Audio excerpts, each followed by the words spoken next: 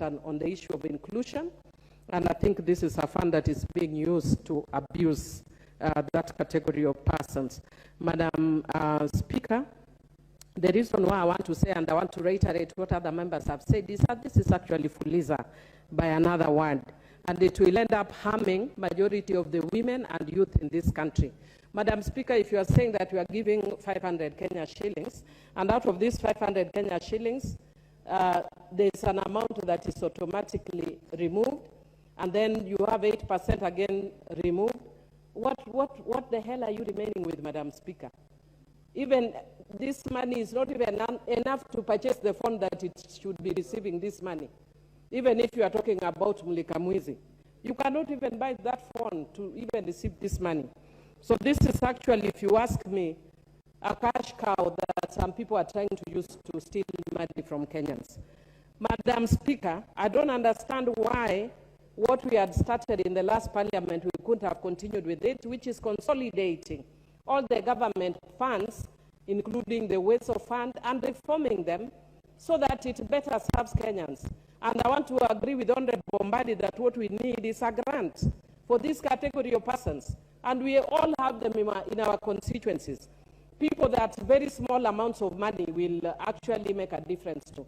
And the member for Molo was talking of 10,000. I come from a constituency where even 2,000 or 1,000 will make a difference. But it can't make a difference where you are giving and with the right hand and taking away with the left hand, because this is actually what this fund is doing. During the campaigns, I heard Honorable Ichungwa used to tell people that it will be interest-free. Today, I am actually hearing him changing and saying that now it will be charged 8%. Madam Speaker, I'd also just want to indicate that there is also a constitutional issue that you cannot force Kenyans to save. Madam Speaker, people save voluntarily. In fact, I was speaking with one of the members here, and he was saying informally, I don't want to mention who, that he said Kenyans can only save involuntarily, yet he's a supporter of this fund. How can you force people to save? That is unconstitutional. You can't force people to save. If you want to give people money, give them money without forcing them to save. And when you are taking little money from people here and there, 500 shillings here and there, how sure, where will these people have the energy, the time, the resources to chase their 150 shillings that has been saved? The money they will use in terms of the credit that they will be used, that's too much money. Madam Speaker, in concluding, I want to say this, and I want to quote one of the members that I saw online,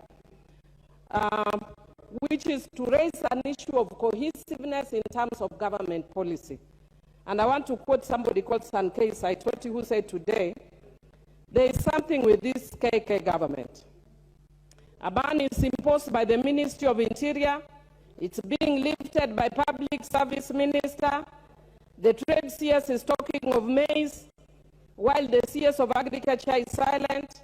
The Sports Minister is commissioning exams, while Kenya Sevens are doing fundraisers. Clowns all over.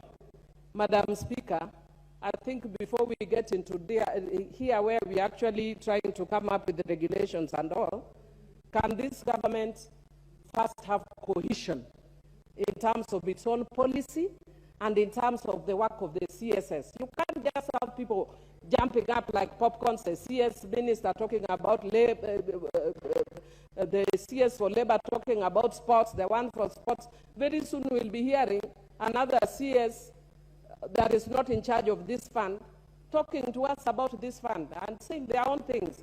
So I want to encourage Ichungwa. And I want to tell you that I'm glad to learn that Honorable Bombadi is your senior.